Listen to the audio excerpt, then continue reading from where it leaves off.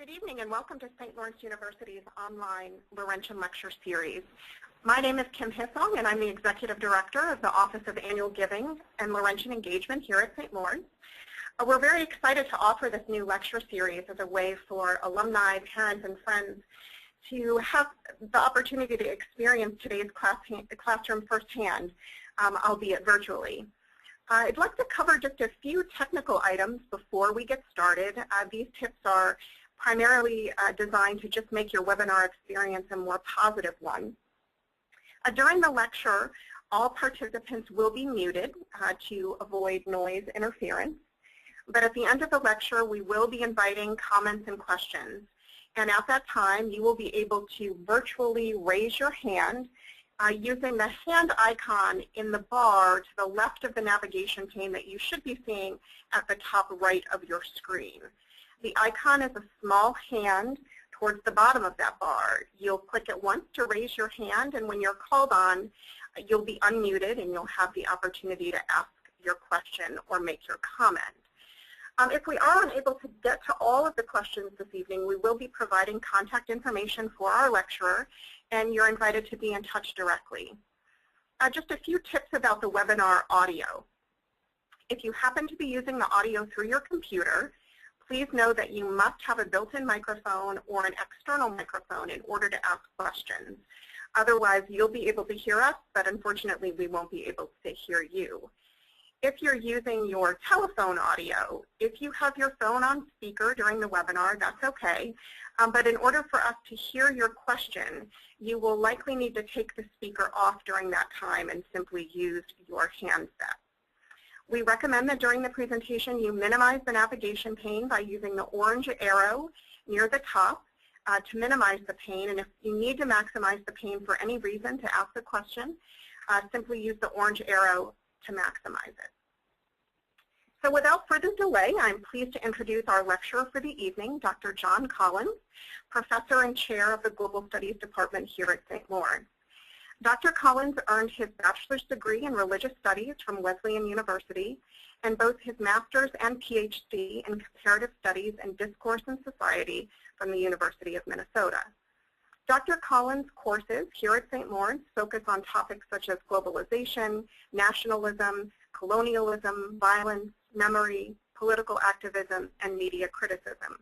He is the author of a 2004 book on memories of the First Palestinian Intifada and co-editor of a 2002 book on the rhetoric used to frame the U.S. response to the September 11th attacks. His latest book, Global Palestine, uses the category of settler colonialism to explore the globalization of Palestine and the Palestinization of the globe. Dr. Collins is also the director of The Weave, a co-curricular independent media project focusing on underreported stories. Tonight's lecture is entitled Global Palestine, Thinking Beyond Conflict. So welcome, John. Good evening. I'd like to begin by thanking Kim Hissong and the Office of Annual Giving and Laurentian Engagement for inviting me to participate in the Laurentian Lecture Series, which I think is a really wonderful way to nurture connections among faculty and alumni.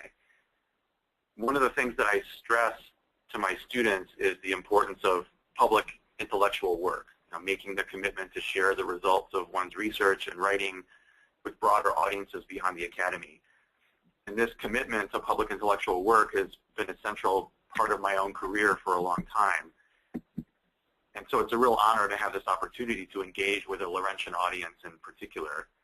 I wanted to mention that there are a number of folks who I think are attending tonight who were students at one point in a seminar that I taught called Global Palestine, and this was a seminar that I was teaching while I was in the process of writing this book.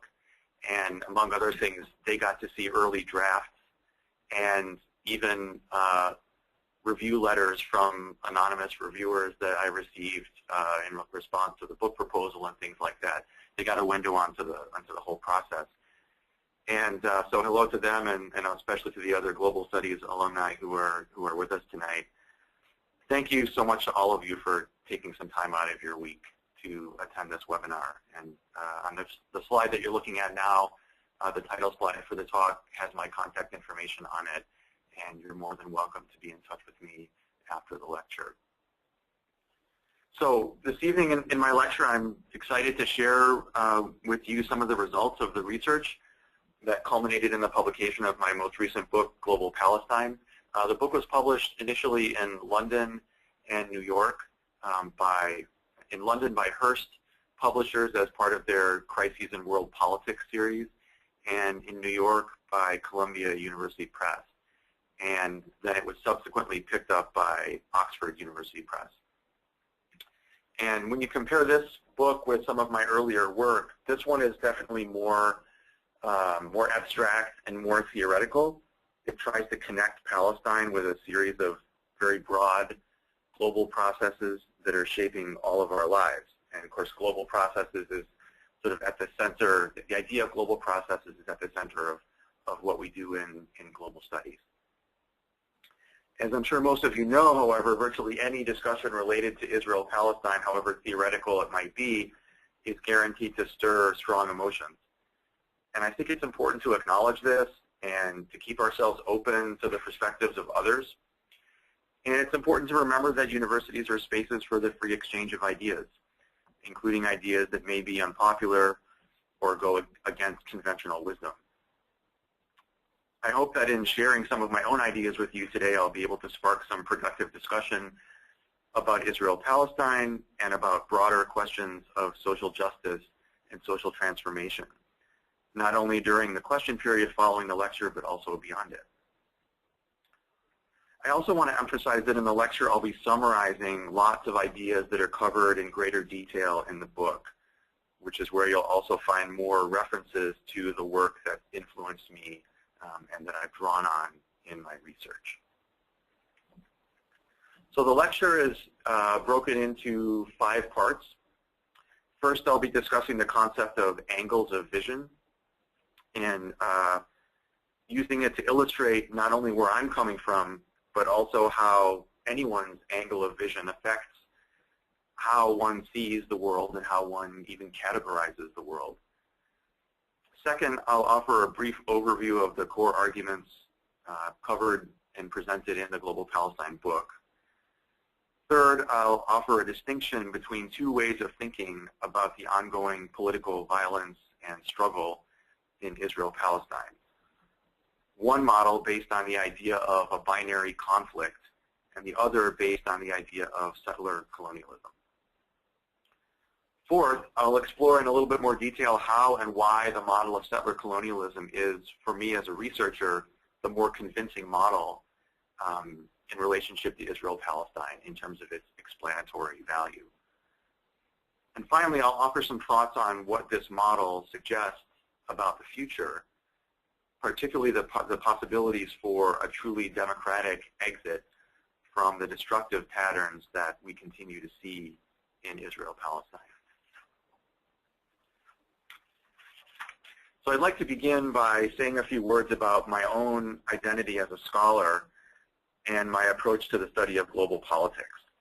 My training as a scholar in the fields of cultural studies and discourse analysis is best described as not only, or not just interdisciplinary, but even anti-disciplinary.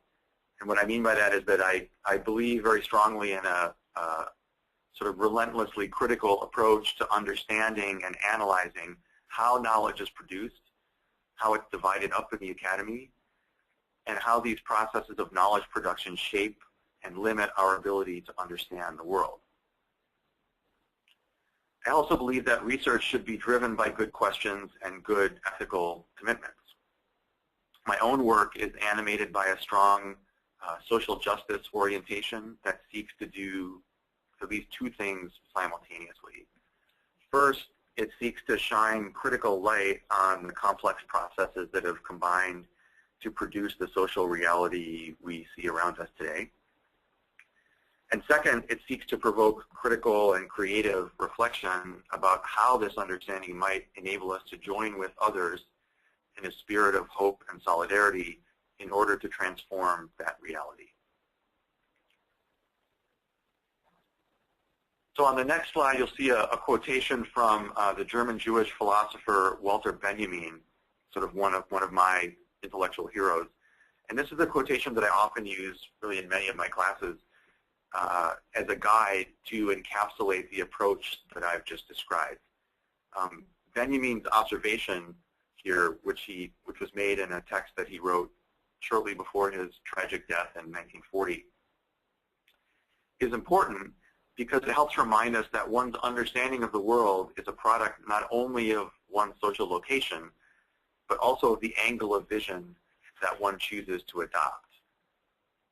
And the concept of angle of vision, what I mean by that is really the combination of two things. It's where you are, but also where you're looking. It's the combination of your location and the direction you're looking in.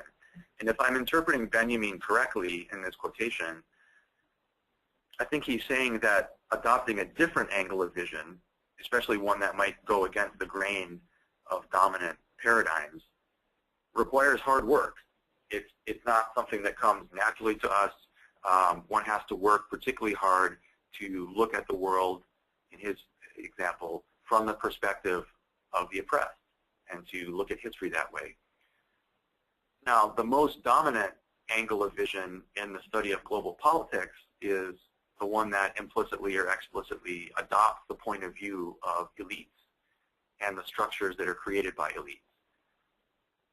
And there I'm thinking about things like states, armies, international institutions, corporations, and cultural industries, including the mass media. And all of those are structures that are created by elites and that sort of represent, in many ways, the point of view of elites. The dominant angle of vision then looks outward from that perspective and also looks downward from that perspective and constructs a whole set of historical narratives, categories, and arguments that sort of justify the existing social order. And here I want to draw on the work of one of my own teachers, Bruce Lincoln, whose book, Discourse in the Construction of Society, remains, I think, an essential text for anybody wishing to understand the importance of discourse analysis. This is a quote from the first chapter of Lincoln's book, Discourse and the Construction of Society.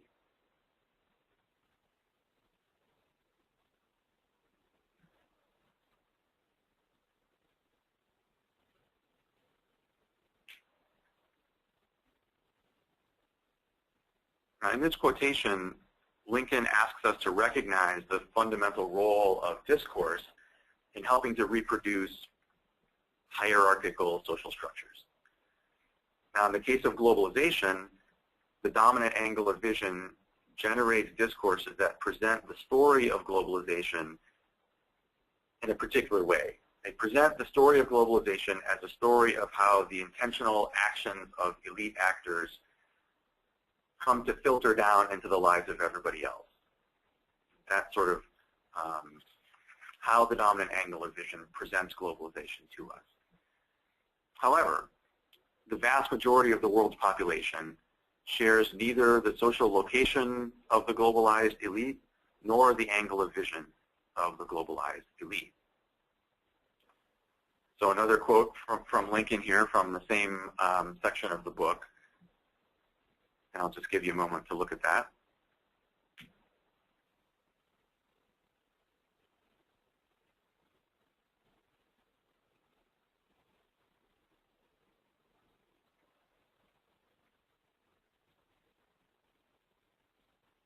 So as Lincoln notes, no elite group, no matter how powerful it may be, can ever enjoy a total monopoly on the production of discourse. And subordinate groups produce other kinds of narratives, and those narratives themselves can open up provocative new modes of understanding if we're willing to listen, which takes us back to Benjamin's idea of altering our angle of vision. So I think the next question we want to ask is, what might globalization look like if we viewed it from this kind of bottom-up perspective? And a clue can be found in the words of John Trudell, a longtime indigenous activist, leader of the American Indian movement, quoted in a 2005 documentary about his life and work. And the quote, as you see, is very simple and to the point, as Trudell often is. We have never really seen the war go away. And this is in a section of the film. They're using a clip from an interview where he's talking about nuclear war. And he sort of gives the example of nuclear war and says, dominant discourses tend to primarily be about the possibility of nuclear war. What will we do if it happens? How can we prevent it? How can we win it? How can we minimize its impact? And yet, Trudell observes that nuclear war can be viewed as an everyday reality for indigenous people who work in uranium mines or whose health is affected by the fact of happening to live in close proximity to mining operations. So this is a reference to the fact that many, many indigenous people in North America and in other parts of the world live in very close proximity to all sorts of mining operations, and the health effects of that are really hard to overestimate. For those of us who've been schooled to think about war as a periodic interruption of an otherwise peaceful reality, Trudell's reference to permanent war may seem like a radical and alien idea. Yet, the concept, I think, makes perfect sense to those whose main role in the story of European expansion has been the role of obstacle to be overcome or eliminated. Think about how different those two perspectives are. Right? To give another example, from the dominant angle of vision, what's often called the colonial era of American history ended in the late 18th century. But from an indigenous angle of vision, that era never ended.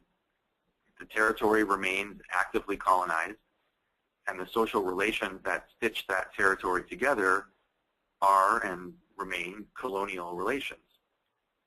Not surprisingly, these differences also extend to the issue of how one might imagine the issue of decolonization, and that's something that I'll return to a little bit later in the lecture. First, however, it's worth noting, and a lot of you have probably seen this particular image before, it's traveled around the web quite a bit. It's worth noting that Trudell's concise observation about permanent war, the idea that we've never seen the war go away, that observation also points us toward two related ways of seeing globalization.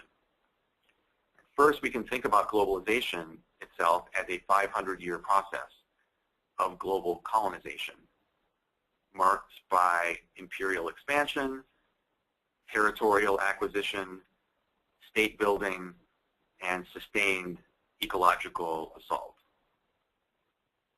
And this process, this 500-year process of global colonization, has produced a contemporary world that is marked by radical forms of integration, but also by radical forms of social hierarchy.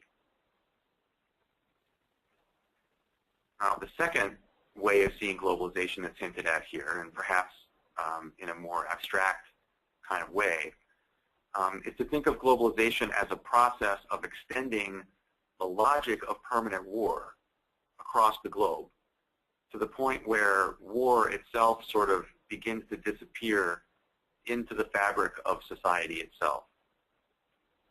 And this is an idea that I've borrowed from a theorist named Paul Virilio, who I'll be talking about a bit more later. And the idea here is that war begins to gradually blend with science, technology, economy, and even entertainment in a sort of really powerful amalgamation that defines, in many ways, contemporary reality. It becomes very difficult to separate war from all of these other things.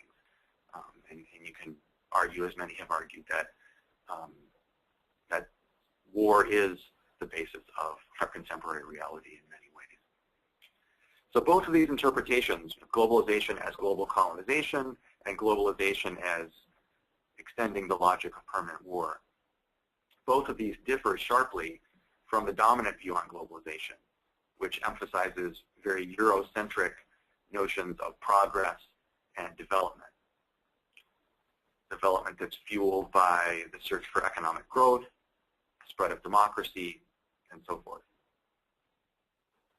What's important here is that whereas the dominant view positions colonized people as behind their colonial masters, perpetually underdeveloped, trying to catch up, right, behind. The alternative view suggests that colonized people, and especially indigenous people, have always been ahead of the curve, precisely because they have long been experiencing and understanding what others are only beginning to recognize around them.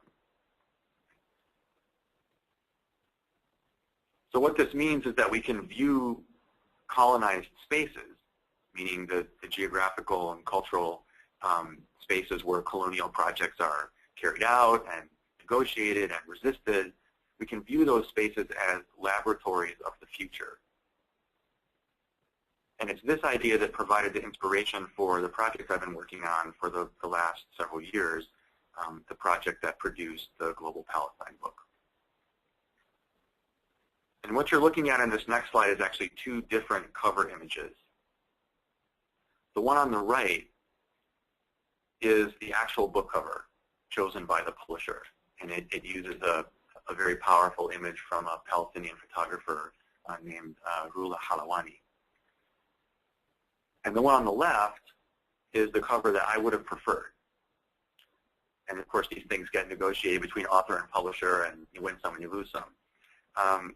The original photo in the one on the left does not include the helicopter. Right? The original photo, which is taken by a Spanish photographer named Diego Lopez, shows a group of Palestinians and international solidarity activists marching in Ramallah, a city in the West Bank. And then superimposed on that photo with the help of artist Jason Lujan, who actually visited St. Lawrence and did an exhibition here a few years ago. Superimposed on that photo is the outline of an Apache helicopter. So this is the image that I would have preferred to represent what this book is about.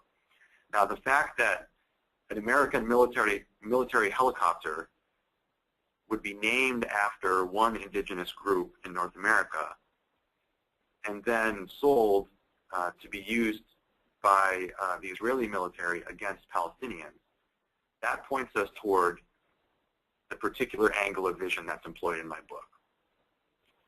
It's very much a transnational approach I'm using, an approach grounded in the kinds of frameworks and questions that we prioritize in global studies. And in this case, utilizing this kind of approach led me to ground my analysis in the experiences and perspectives associated with those who have been victimized by the deepest and most far-reaching form of colonization, which is settler colonialism.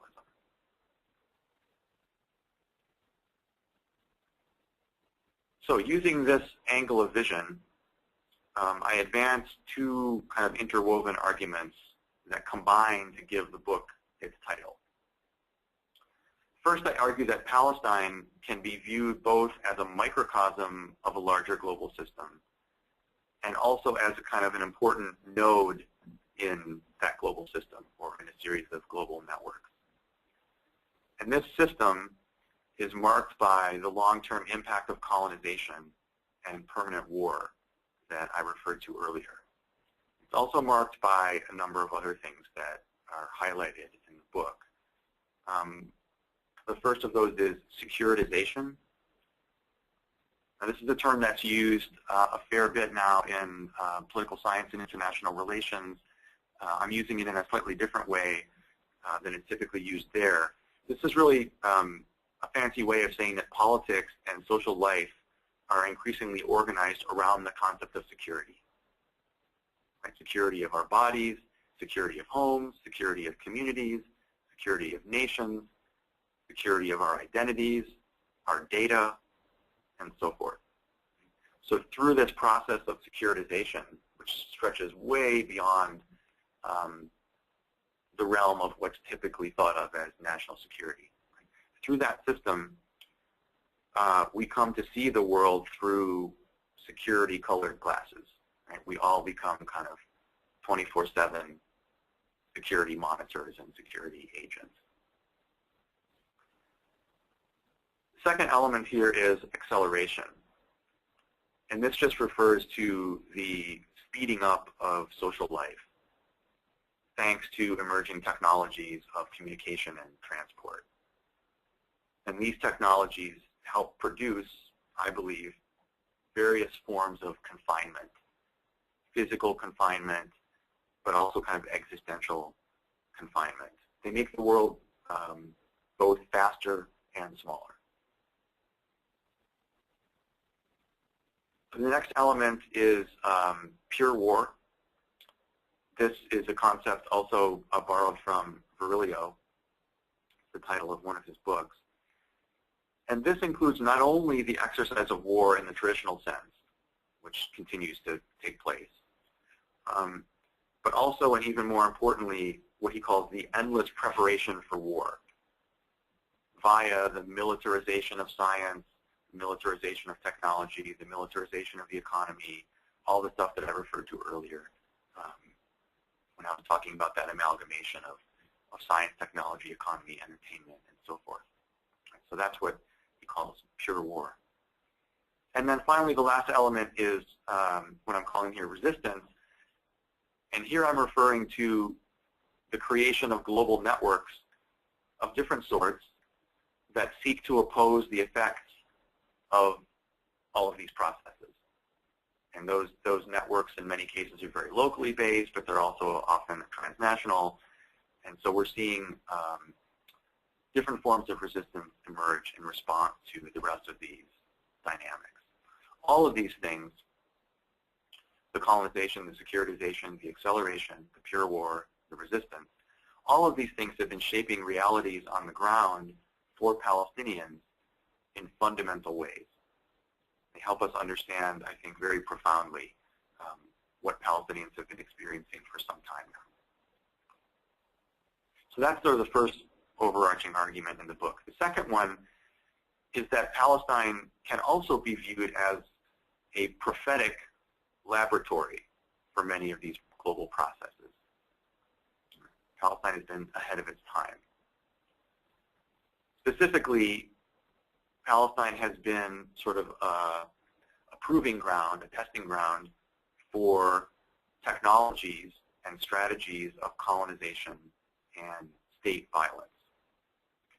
An example here would be the use of drones and other forms of high-tech surveillance and assassination, many of which are now being used in other parts of the world, including actually on the U.S.-Mexico border.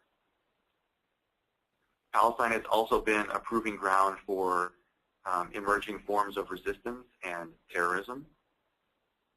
An example here would be something like suicide bombing. Palestine has also been a proving ground for forms of transnational solidarity.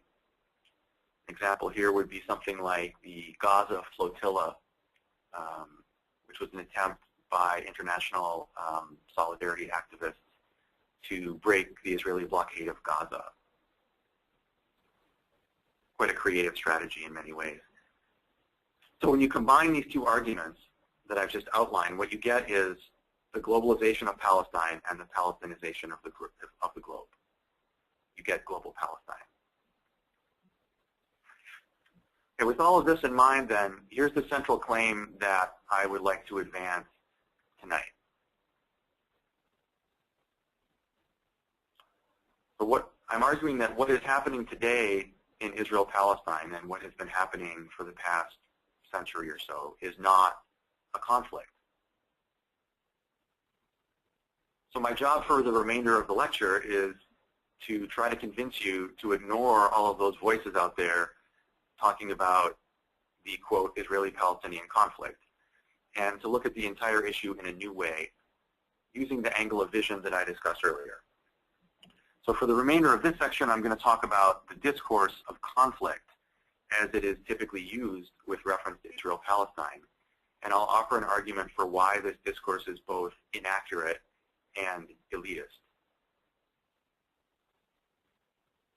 Okay, it's a truism, I think, of international politics that Israel-Palestine is one of the world's perpetual trouble spots, hot spots.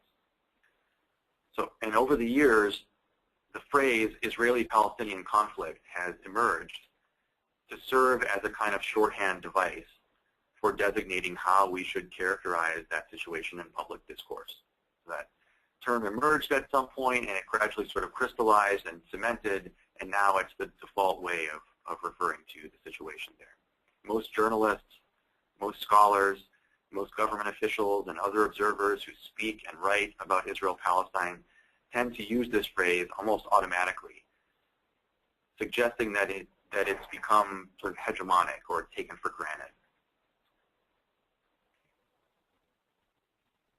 Here, for example, are some of the many books that use the phrase in their titles. And you can see that they're actually very different books, right? Books about law, books about gender, books about history, books about conflict resolution, and so forth.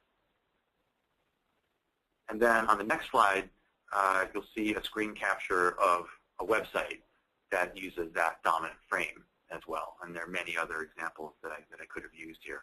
Obviously, in this case, the very name of the website, procon.org, suggests a two-sided approach to framing every issue. But we actually find very similar formulations throughout academic and popular media discussions of Israel-Palestine. So why do I argue that there is no conflict in Israel-Palestine? I certainly don't want to deny that there are two or more parties engaging in a sustained, often violent dispute over territory and sovereignty there. But using the term conflict in this case encourages us to believe that the relationship between Israel and the Palestinians is in some basic way a relationship between two sides that have equal roles in the situation. This assumption is false on one level because there's a great imbalance in the relative ability of each of these sides, in quotes, to inflict violence. By any objective measure, Israel is by far the stronger party in that relationship. But the assumption of two equal sides is also false on a much more fundamental level because it obscures the fact that Israel-Palestine is the site of an ongoing project of settler colonialism, the project otherwise known as Zionism, right? The Zionist movement, the Zionist project. Starting more than a century ago, this project has gradually put into place a set of political structures, economic structures, social structures, and I would also argue discursive structures that form the basis of the current relationship between Israeli Jews and Palestinians, including the violent aspects of that relationship. So it's the structures put in place by the settler colonial project that continue to shape the current relationship. The study of settler colonialism is not new in academia, but it's growing rapidly and significantly in recent years among scholars working within and across many different fields, from history and anthropology to literary studies and legal studies. And in order to understand what makes settler colonialism distinct as a form of colonialism, it's helpful to look at the work of the Australian anthropologist Patrick Wolfe. Now, Wolfe argues persuasively, in my view, that settler colonialism is fundamentally different from other forms of colonialism in which colonizers typically invade, rule over a territory for a given time, and then leave. So it's fundamentally different from, say, the British in India or the Belgians in the Congo. For Wolfe, by contrast, settler colonial invasion is properly viewed as what he calls a structure rather than an event. And he argues that in seeking to create a new society, a settler society, in place of an existing society, an indigenous one, settler colonialism reveals its defining purpose. And its defining purpose is the radical, long-term, and permanent structural transformation of the territory in question. There's nothing temporary about settler colonialism. Now, one of the core points of agreement within the growing literature on settler colonialism is that there are important sort of family resemblances among a number of cases involving the creation of new settler-based society. And the cases that are most commonly invoked are North America, Australia, South Africa, and Israel-Palestine. But there are others. And here it's important to emphasize that the point of drawing parallels among these cases is not to suggest that they are identical, but rather to illuminate the structural logic that links them. And this is true in general of comparative analysis. The point is not to say that the things are exactly the same. The point is to see what you can learn by bringing them together analytically. And a considerable contribution of the new scholarship on settler colonialism has been to reveal exactly how this common structural logic works, how it's grounded in global history, and how it continues to shape social reality both within settler societies and also beyond them. So before turning to the details of that structural logic, I want to underline that the symmetrical language of conflict, right, the conflict between two sides, that kind of symmetrical language is sort of incompatible with the realities of settler colonialism. South Africa provides, I think, a good example here. So throughout the decades-long struggle for majority rule in South Africa, there, I think, undoubtedly were those who preferred to view the violence there as a kind of zero-sum game between two opposing sides. And indeed, the situation was often constructed that way in popular media portrayals, right? White versus black.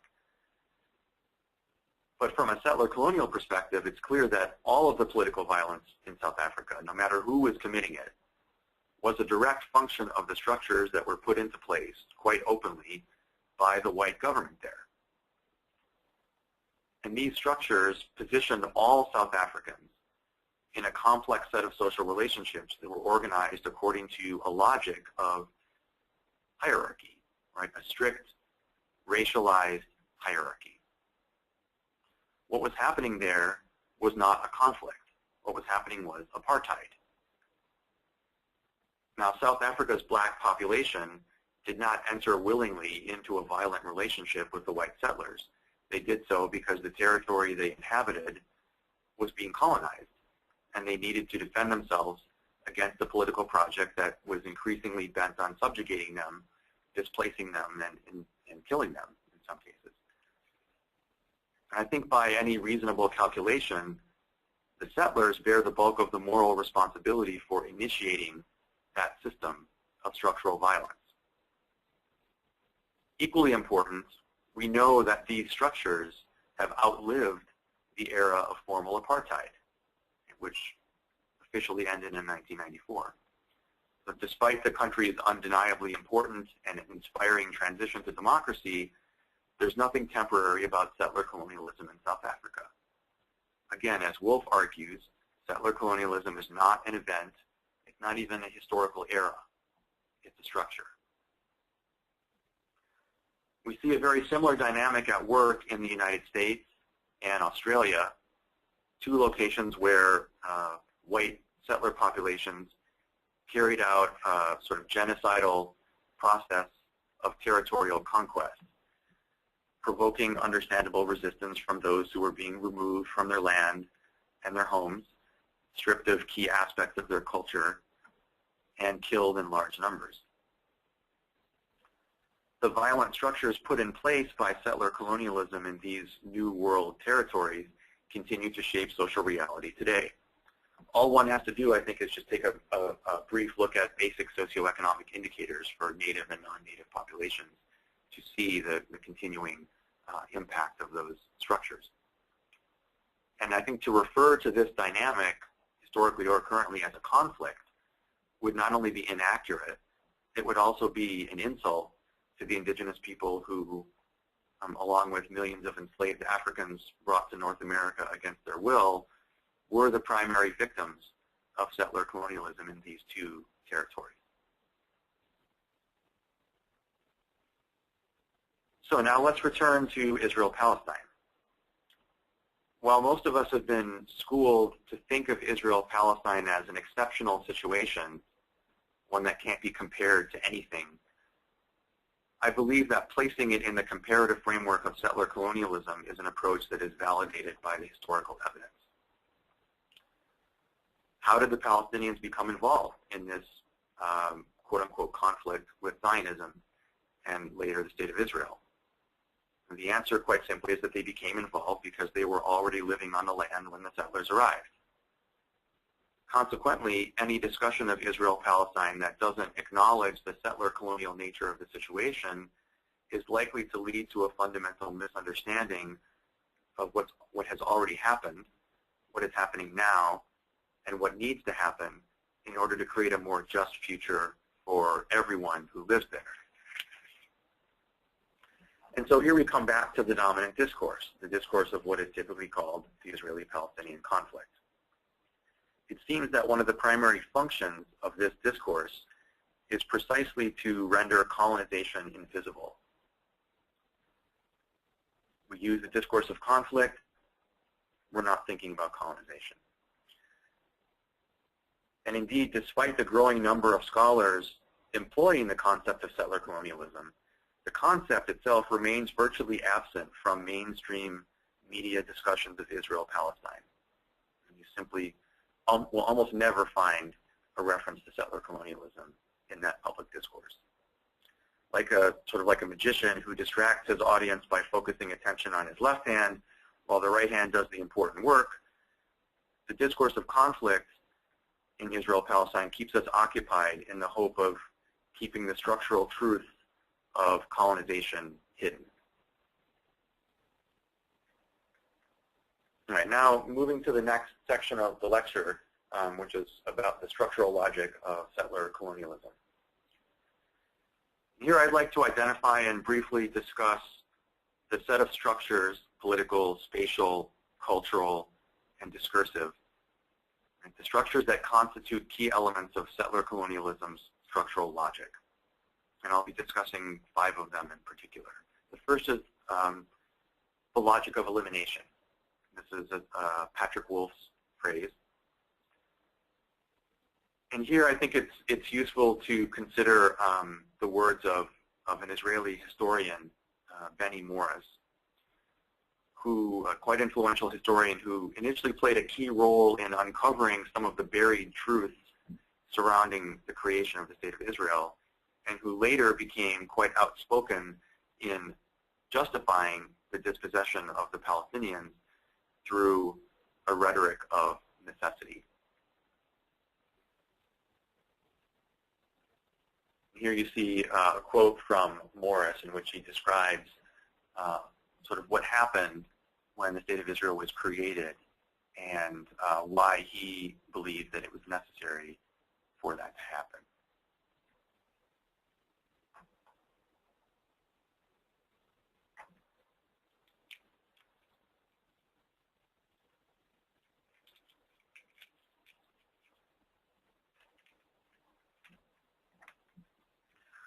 Now what Morris is getting at here is that the fundamental objective of the Zionist project, which was the creation of a majority Jewish homeland or state, that objective could only be achieved through the destruction of Palestinian society and the political elimination of the Palestinian people.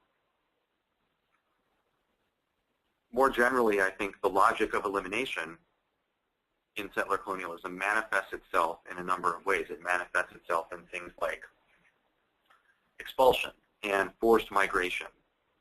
For example, what happened to many Palestinians in 1948 and afterwards.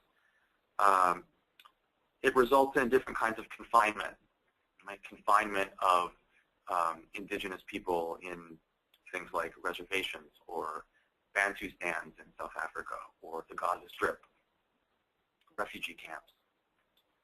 It results in some cases in mass killing and even genocide, which is also a key part of the logic of elimination. It results in attempts to eliminate expressions of indigenous identity.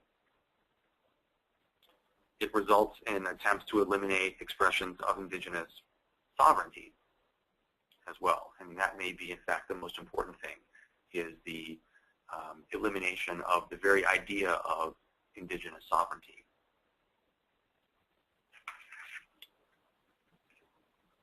All right, the next part of the structural logic of settler colonialism is the logic of expansion. All right, here we can think about and make comparisons among some sort of iconic moments in the history of settler societies. The Great Trek in South Africa, when white settlers moved into the hinterland from the Cape Colony where they had originally settled. The westward expansion in North America, accompanied by the idea of manifest destiny. The creation of settlement colonies for Israeli Jews in Palestine. And you see here sort of what that has meant ultimately in terms of the spatial situation in Israel-Palestine. The logic of expansion also creates the dynamics of the frontier. Right? So violent, semi-lawless frontier dynamics and different kinds of cultural interaction that happen at the frontier.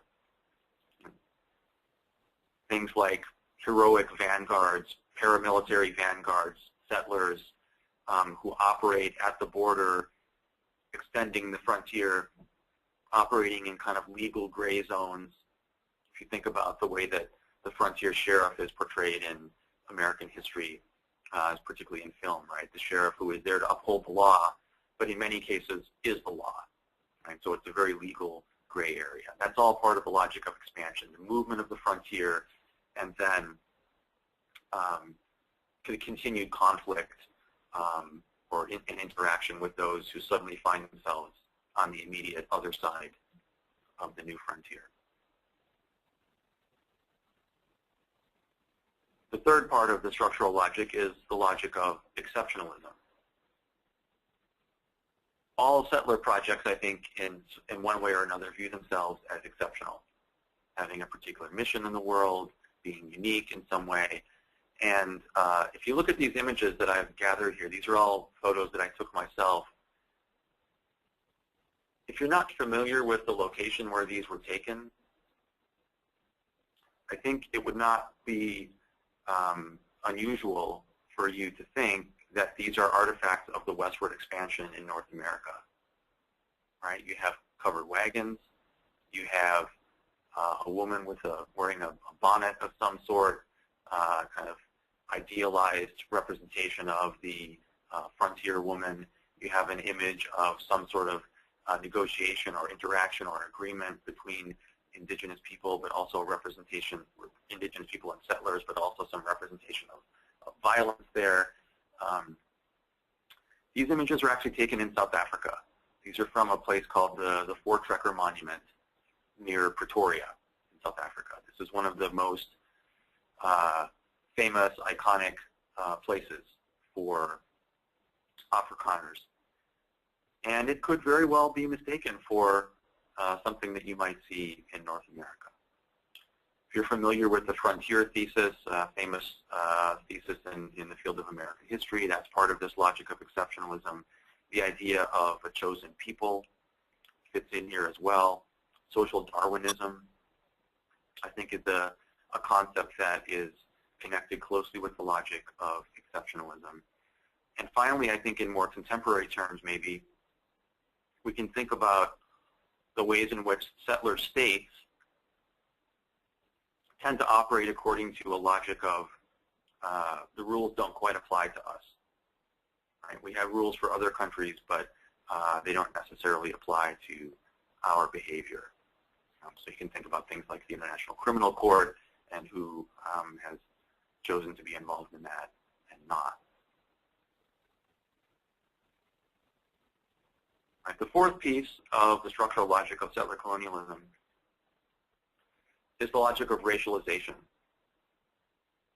And here again, I'll just give you a moment to read this quote from a really fascinating article by David Theo Goldberg.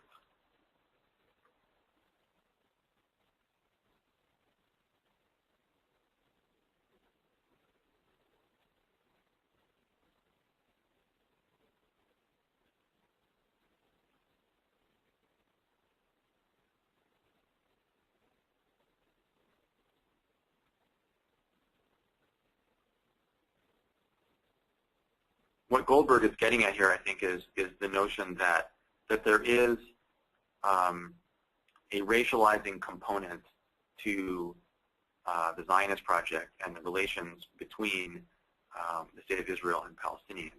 But it's important to understand here that that this is about constructing particular ideas of racial difference, and therefore sort of denying the commonalities, the messy in-betweens of identity, and constructing a much more strict binary notion of racial difference. Settler colonialism in general operates by racializing the groups that it is seeking to dispossess and, in some cases, eliminate. It racializes them by insisting that those people are absolutely other. They're absolutely different. It does so by ascribing different kinds of pathologies to them: disease, barbarism, terrorism, right? As a way of constructing them as sort of beyond the pale, as radically different, and therefore needing to be separated from the settler community. So that's the logic of racialization. And then finally, we have the logic of denial. Here I'm building on the really foundational work of the late Stanley Cohen on the sociology of denial. This is a book that I've taught many times in a class that I teach on nationalism, violence, and memory. And what I have in mind here is that, particularly in the 20th century, when we saw the emergence of a global notion of human rights and the norms that go with that, and a global regime of human rights, it became necessary for settler projects to start hiding their own identity in more systematic ways. So instead of an open acknowledgement that we are settler colonizers, what you begin to see is new discourses like, we're just trying to help people, we're just trying to survive, we're just trying to maintain order, we're just trying to fight terrorism, we're just trying to maintain security, and so forth. Right? And all of this, and Cohen has a really fantastic model for understanding the complexity of how denial works and all the different ways in which we engage in denial. And he argues convincingly that this happens at the individual level, it happens in families, it happens in small communities, but it also happens at the geopolitical level, it happens at the national level. It's really about all of the ways in which we come to pretend or even believe that what's happening around us is actually not happening. So we have then again, just to recap, the logic of expansion, the logic of exceptionalism, the logic of racialization, the logic of denial, and the first one was the logic of elimination.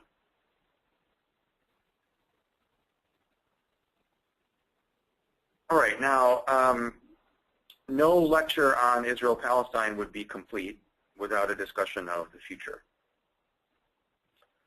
And here I think that we have to recognize that once we change our view of the past and our view of the present by emphasizing colonization rather than conflict, once we change our view of that, we also have to change the way we think about the future. So where you begin, in other words, can either limit your ability to imagine where you might go, or it can open up new possibilities. And if we begin from the premise that what's happening in Israel-Palestine is a conflict, we will then find ourselves thinking about the peace process, which is the officially sanctioned process of dividing Israeli Jews and Palestinians into separate but unequal states through territorial partition. We will find ourselves focusing on issues of national rights and state power. If, on the other hand, we start from the premise that Israel-Palestine is the site of an ongoing project of settler colonialism, I think we'll be forced to recognize that the future looks either more dire or else much more hopeful. The more dire outcomes of settler colonialism are the further extension of the logic of elimination, more mass expulsion, for example, or else the creation of a sort of colonizing form of multiculturalism that emerges after the defeat of indigenous resistance. So We'll include you in our multiculturalism now that we've eliminated the possibility of pure sovereignty. These are the outcomes we've seen in North America and Australia. A somewhat better outcome is what we've seen in South Africa recently, which is a process of truth and reconciliation that seeks to move beyond the worst excesses of the past and move forward as a single multicultural society. Unfortunately, South Africa also shows us that if this is done in a way that leaves many of the basic hierarchies of the society unchanged, the transition will be partial at best. So given that settler colonial societies share a common structural logic, I think we have no choice but to pay attention to these examples with the goal of learning from them and creating something better. So what would decolonization mean in Israel-Palestine?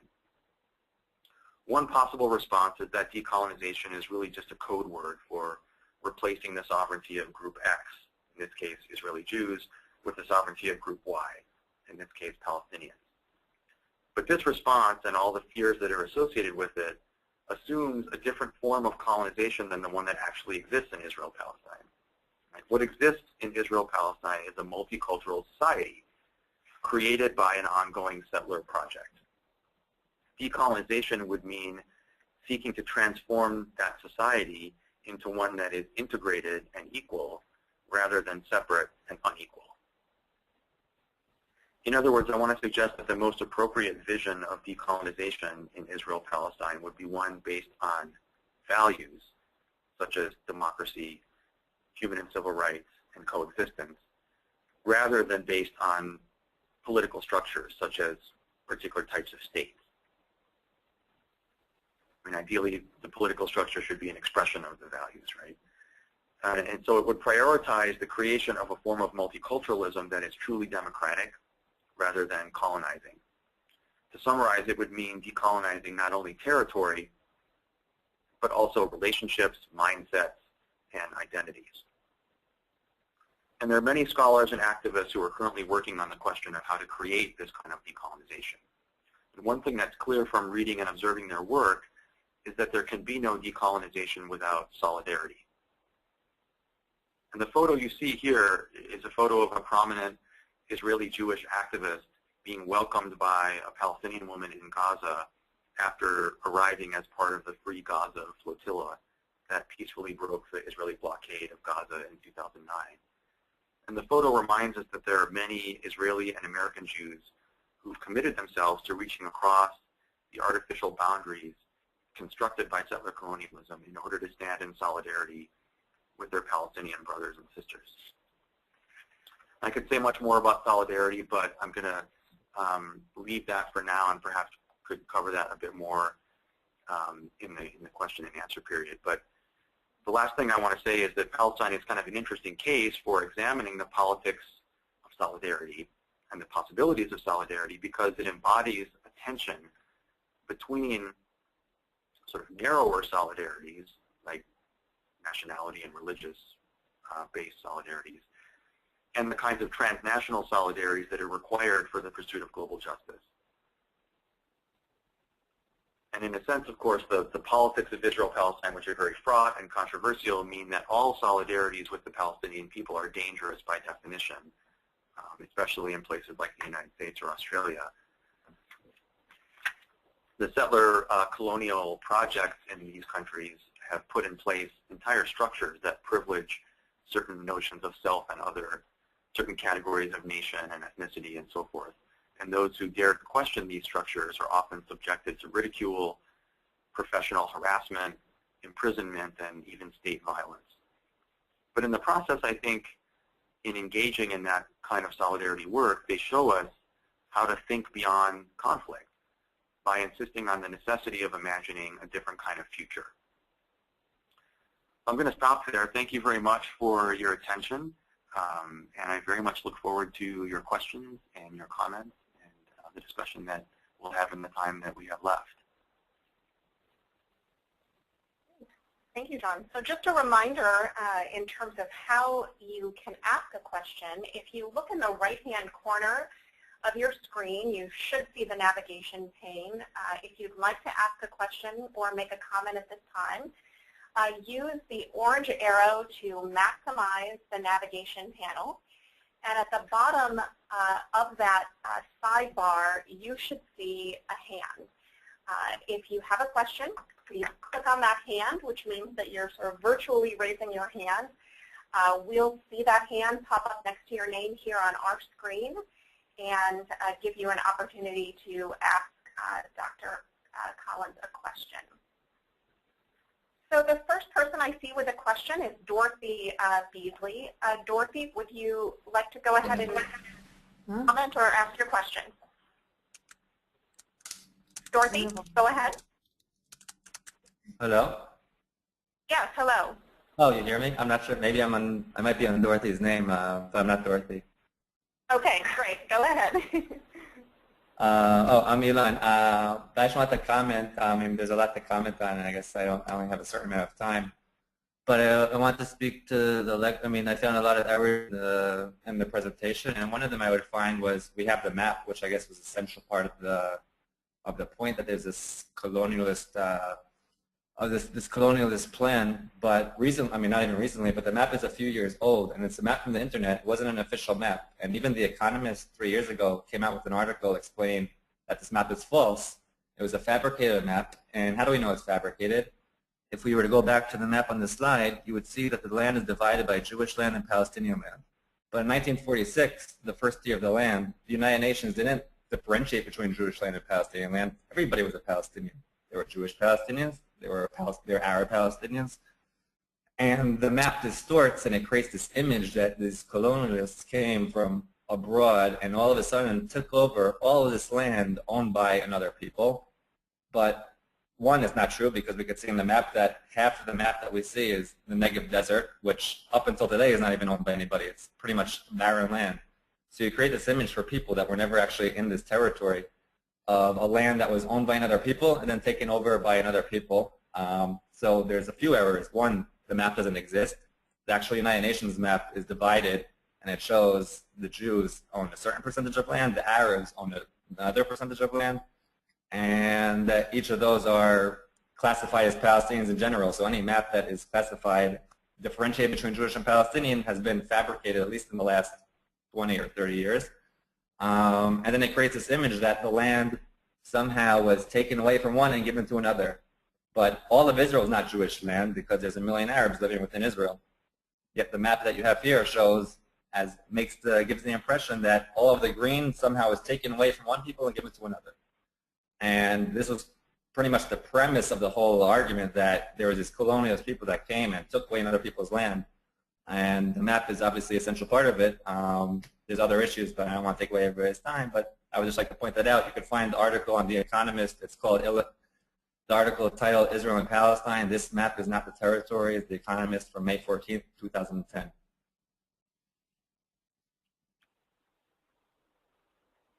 All right, thank you. Thank you for the comment.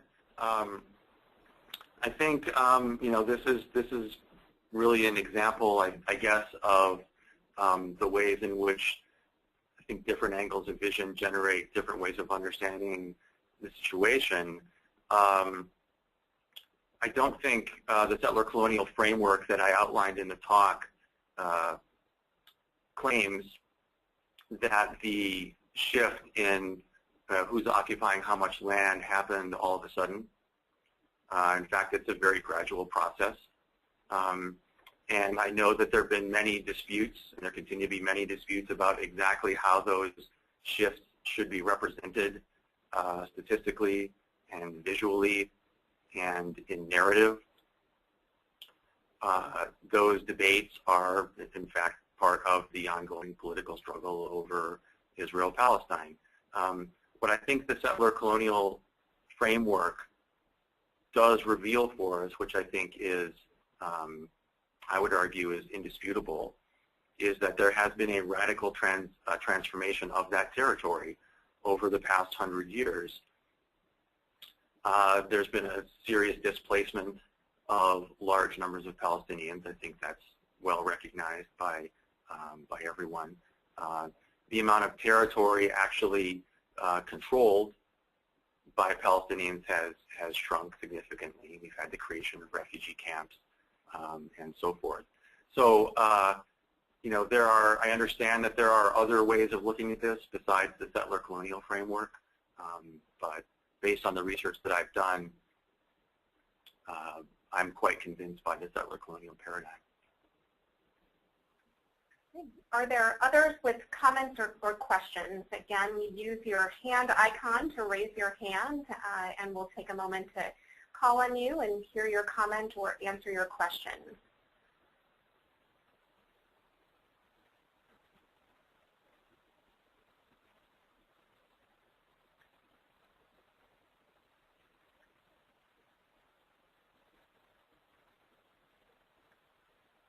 Okay, it looks like Elaine Thomas has a comment or question.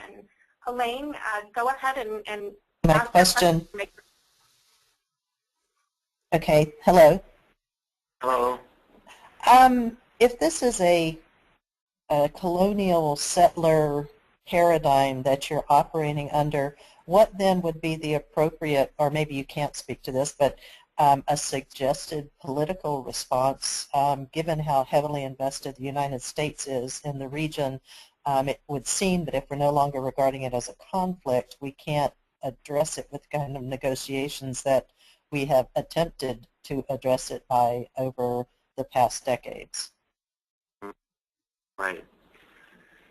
Yeah, that's a really good question, and a good point that you're making, that the political negotiation process that we've been seeing for decades, particularly since around 1991, 1992, is a process that is intimately connected with the conflict model that I described earlier. That conflict model comes out of a political science, international relations sort of arena.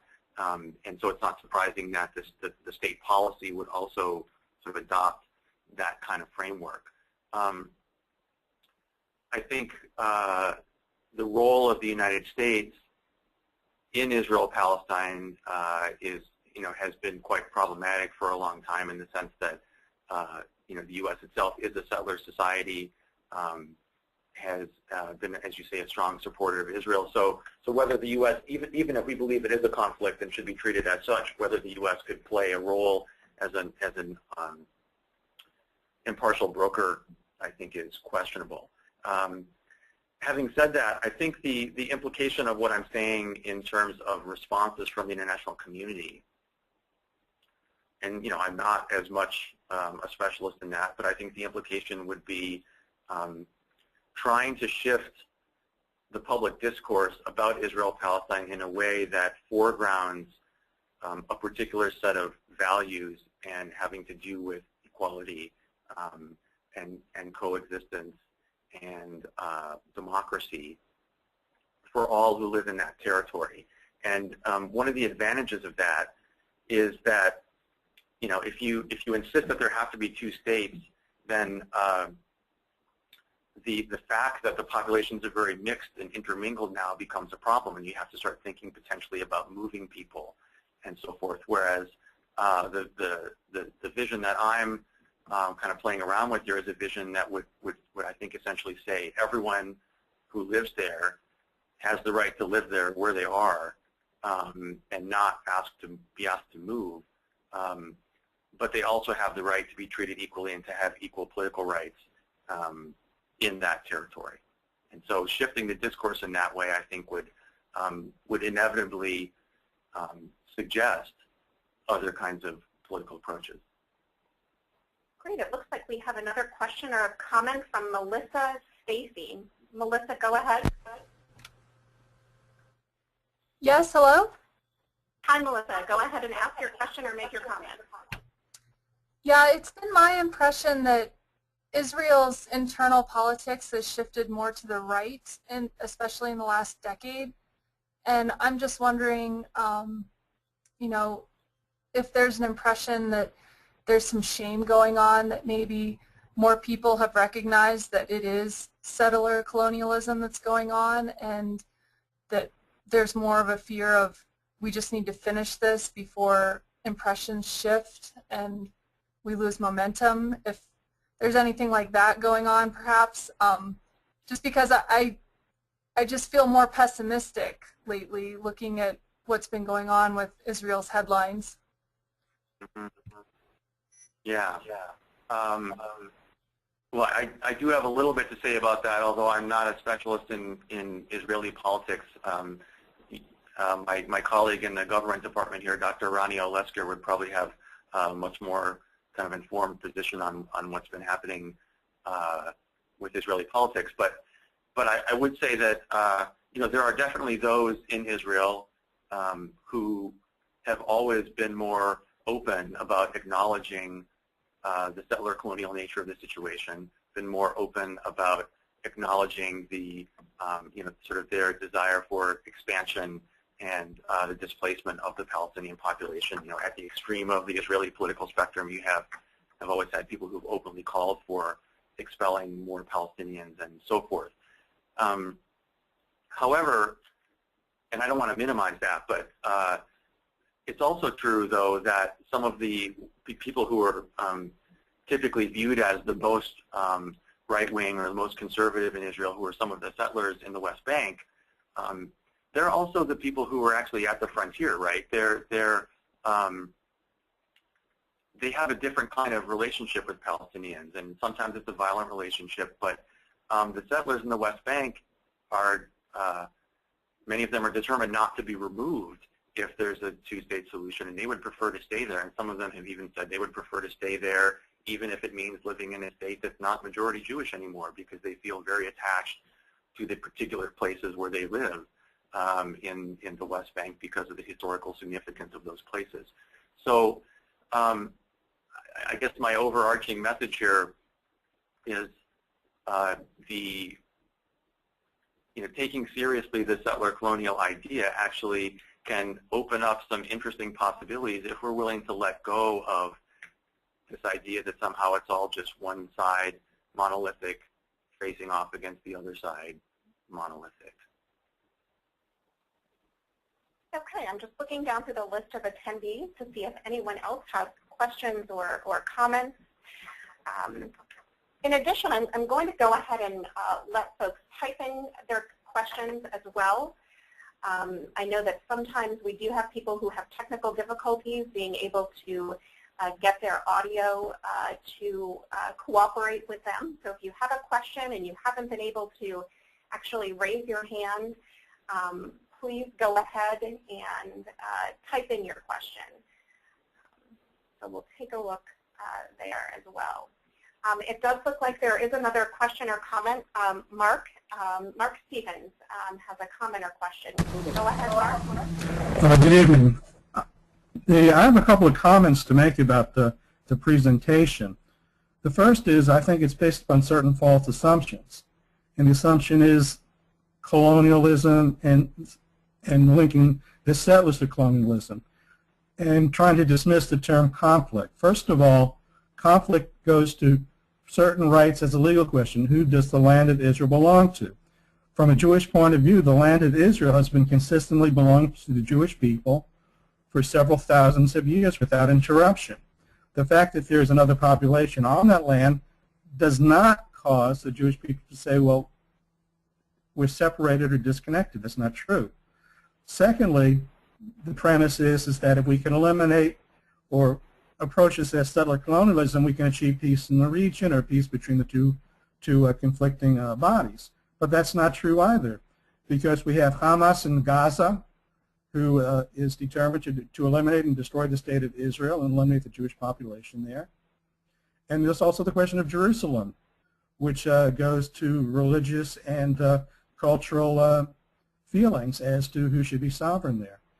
And unless those two issues and the return of the Palestinian refugees, to which Hamas wants to return them to the Jewish state, which is a non-starter because that ends the Jewish state demographically. So unless we focus on these core issues, will the Palestinians recognize the Jewish state? How are we going to solve the question of Jerusalem? What are we going to do about the Palestinian refugees? Without those three questions being answered, any other approach is doomed to failure. Comment? Okay. Yeah, thank you for the comment. I would just say a couple things. I mean, obviously, I think everybody who's listening knows we have some serious disagreements here in terms of the way that we interpret these things. I would say you mentioned that from a Jewish point of view, using that phrase, I think I would ask you to question that a little bit in the sense that Jews believe many things, right? There's a great variety of opinion within the Jewish community in this country and elsewhere, and especially in Israel, over all of these kinds of questions.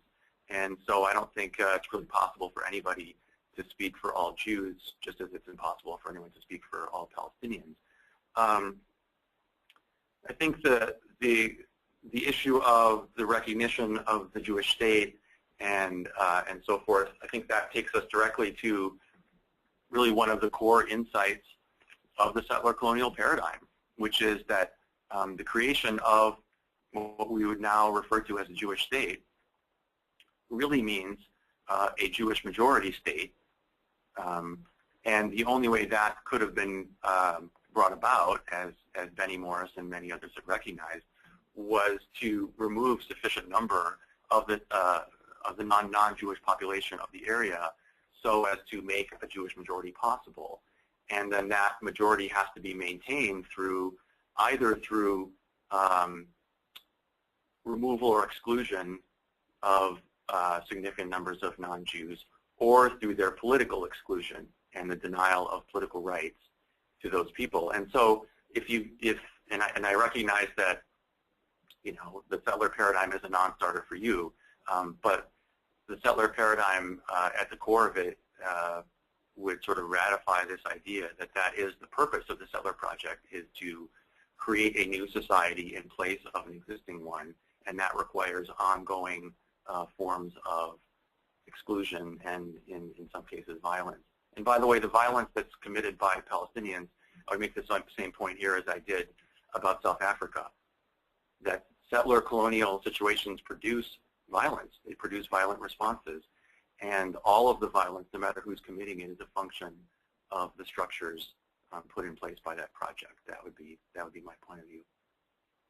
It looks like we have a question or a comment from Gordon Gannon. Gordon, would you like to go ahead and make your comment or ask your question? Gordon? Yes, can you hear me? Yes, we can. Yes, go ahead. Oh, I had also submitted it in the text box. I was curious as to whether or not there are any examples in history of a successful nonviolent transition from the settler colonial stage to an integrated model of existence that could possibly serve as a guide for today's issues. Mm-hmm. That's a question a lot of people are asking, recently, and one way to answer it, I think, in a strict sense, the answer is probably no, just in the sense that settler colonialism really, by definition, has a violent element to it, and so to have a completely nonviolent transition, I think, is, sort of on some level impossible. But having said that, there are certainly better and worse models out there. And, many people looked at South Africa, despite the fact that it's, in sort of an incomplete transition in many ways. They still looked at South Africa as a place where the violence probably could have continued and gotten much, much worse.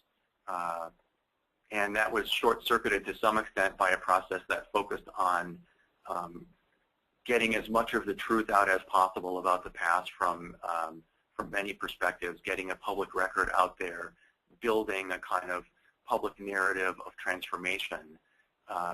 And that was, of course, aided by Mandela's, very steadfast vision all through the apartheid era, really, of what the new South Africa would look like. Right? That was one of the secrets of that process, was that Mandela and others really never wavered from that vision, that the future South Africa would be a non-racial South Africa, would be an inclusive South Africa, and so forth. And there are voices, there have always been voices in Israel-Palestine, going back 100 years, have had that sort of vision, and some of them are Jewish voices, and some of them are Palestinian Arab voices who've articulated that vision of a real coexistence and a real equality. You know, they've never been as powerful as the voices that are heavily invested in the binary conflict model, unfortunately, and that's one reason why we're continuing to see the kind of intractability of that situation. But as I mentioned at the beginning of my talk, you know, the social justice orientation that I have in my work, you know, which comes from my family, is one that is kind of stubbornly hopeful, and so even when I'm not optimistic, I still have hope. All right, we have a typed-in question from Casey O'Brien. It says, I'm wondering what your thoughts are regarding the civil war in Syria's effect on the prospects for a peaceful settlement in the Palestinian-Israeli situation, particularly considering the involvement of outside nations and groups in the Syrian conflict. Yeah, that's a tough one, and I'm almost going to punt on that one just because I'm not a Syria specialist, and I haven't been paying as much attention to the regional dynamics as I do to the kind of local dynamics in Israel-Palestine. You know, I will say that there is and has always been a regional dimension to the Israel-Palestine situation, and that dimension has to do with everything from state to state, you know, conflicts, wars, and so forth.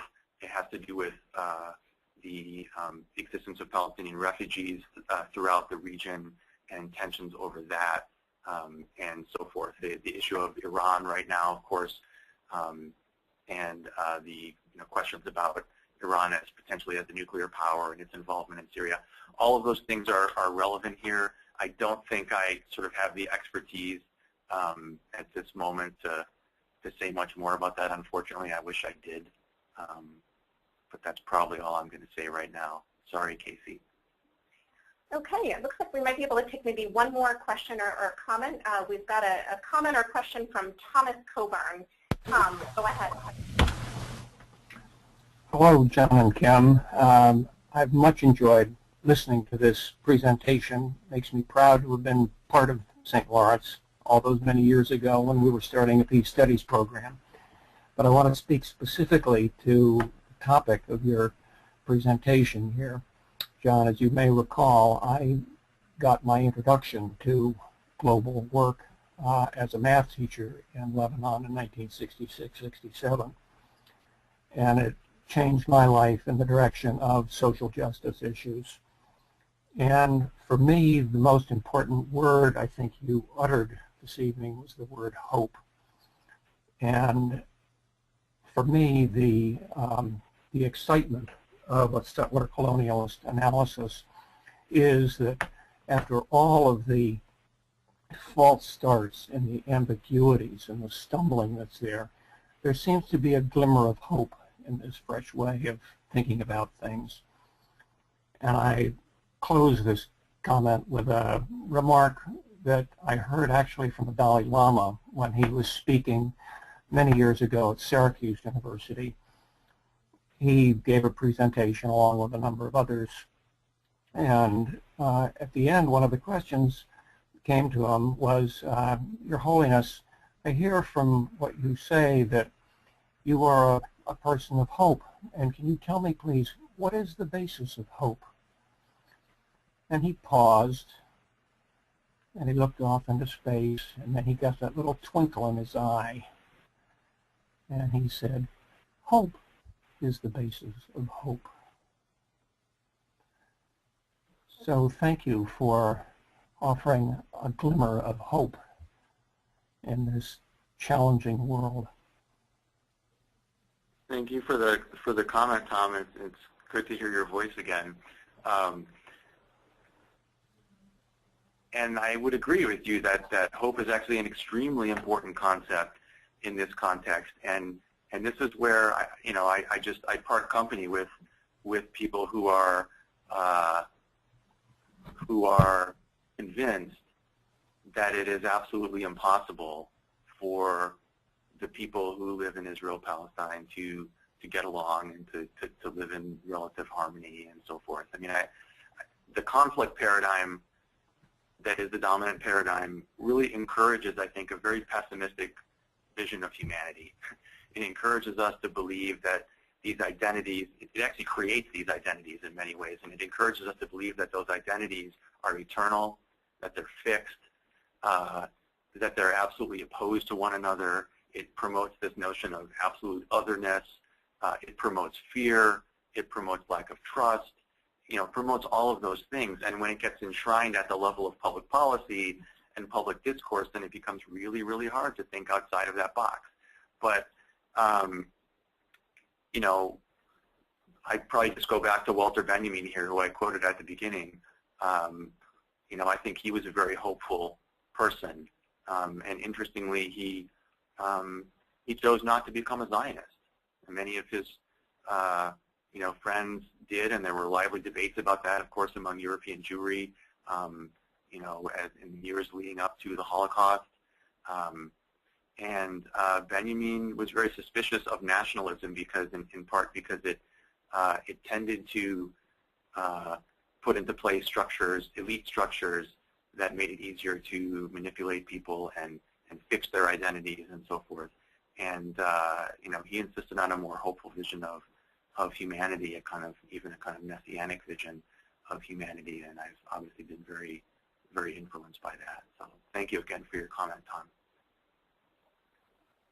Great. Well, we have come to the end of tonight's online Laurentian lecture. Thank you so much to Dr. Collins for lecturing for us tonight. I'd also like to thank all of you for participating and for your thoughtful comments and questions. Immediately after the webinar, you should receive a link to a very brief survey. I do hope that you'll take a moment to answer those questions, as your feedback will help us shape future lectures. And again, thank you so much for participating in this new lecture series, and have a great night.